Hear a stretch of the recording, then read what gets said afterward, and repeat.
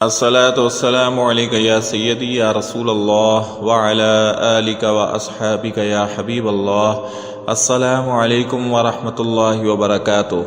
محترم سامعین کرام، بعض اوقات کوئی ایسی مشکل پیش آ جاتی ہے، کوئی ایسی مصیبت میں ہم پھنس جاتے ہیں کہ اس سے چھٹکارا نہیں مل رہا ہوتا، مشکل کا حل نظر نہیں آ رہا ہوتا، ہر طرح سے ہر ممکن کوشش کر کے دیکھ لیتے ہیں لیکن مشکل سے نجات نہیں ملتی اور مصیبت دور نہیں ہوتی۔ کسی ایسے حادثے، کسی سانحہ کا شکار ہو جاتے ہیں کہ وہ گلے کا توق بن جاتا ہے اور ہم جلد از جلد اس مشکل، اس مصیبت سے نکلنا چاہتے ہیں اور چاہتے ہیں کہ اللہ رب العالمین اپنے فضل و کرم سے، اپنے غیبی مدد سے ہمیں اس مشکل سے نجات عطا فرما دے، اس مصیبت سے نکال دے اور اس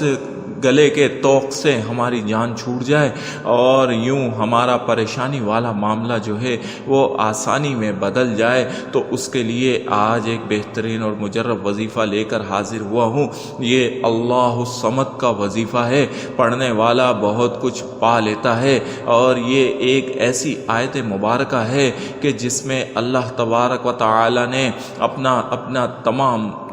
اپنی تمام تعریف بیان کر دی ہے کہ سن لو، اللہ کسی کا محتاج نہیں ہے، کسی کا وہ بے نیاز ہے، اس کو کسی سے کوئی غرض نہیں ہے۔ یہ اتنا جامع اور مکمل لفظ ہے کہ اس کو بیان کرنا، سمجھ لیں اللہ کی تمام تعریفیں اس ایک لفظ میں سمائی ہوئی ہیں اور یہ سورۃ الاخلاص میں اتارا گیا۔ سورۃ الاخلاص میں اللہ تبارک و تعالی نے اپنی وحدانیت اور اپنی تعریف اور حمد و ثنا جو بیان کی ہے، یہ اسی سے لیا گیا لفظ ہے۔ اس لیے تمام اکابرین اور مشائخ عظام، علماء کرام اور تمام جید مفتیان کرام کا متفقہ فیصلہ ہے کہ اللہ الصمد کے ذریعے سے اللہ کو پکارنے والا، چاہے کسی بھی بڑی مشکل کا شکار ہو، پہاڑ اس کے راستے میں حائل ہوں یا سمندر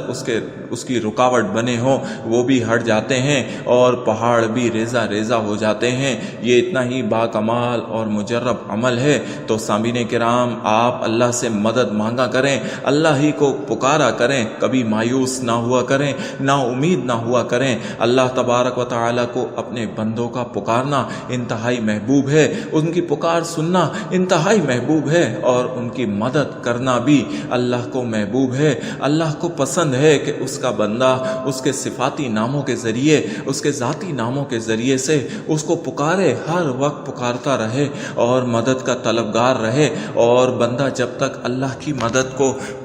پکارتا رہتا ہے، اللہ کو پکارتا رہتا ہے، اللہ اس کی مدد کرتا رہتا ہے۔ فرشتوں کو ذمہ داری لگا دیتا ہے، جاؤ جاؤ میرے بندوں کے پاس جاؤ اور ان کی مدد کرو، ان کی حاجتوں کو پورا کرو، ان کی مشکلات کو آسان کر دو۔ اس میرے پیارے بندے نے مجھے پکارا ہے، اخلاص سے پکارا ہے، دل سے پکارا ہے، بار بار پکارا ہے۔ اب میری ذات اس چیز کو گوارا نہیں کر رہی کہ میں اس کی پکار کا جواب نہ دوں۔ ایسا ہی ہلچل ہوتی ہے، ایسی ہی عرش پر ہلچل ہوتی ہے جب پکارنے والے کا اخلاص کھرا اور نیت سچی ہوتی ہے اور یقین کامل ہوتا ہے، تو پھر فرشتوں کی ذمہ داریاں، فرشتوں کی ڈیوٹیاں لگا دی جاتی ہیں اور پھر مدد آتی ہے، حقیقی مدد آتی ہے اور بندہ دیکھتا رہتا ہے کہ یہ کیسے راستے بن گئے، کیسے ذریعے بن گئے، کون لوگ آ گئے، مدد کیسے ہو گئی۔ یہ اللہ کی مدد ہوتی ہے کیونکہ پکارنے والے نے اس کو اخلاص سے پکارا تھا۔